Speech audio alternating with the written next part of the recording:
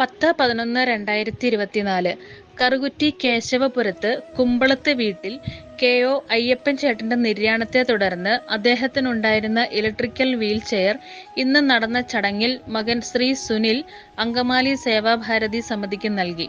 Shri C G Keshavan, കുടുംബ പ്രബോധൻ, എറണാകുളം വിഭാഗ് സംയോജക്, ഗ്രാമസേവാ സമിതി treasurer.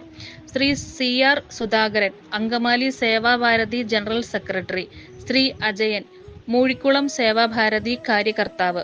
C R Nandakumar, Karukutty Sevabharati secretary.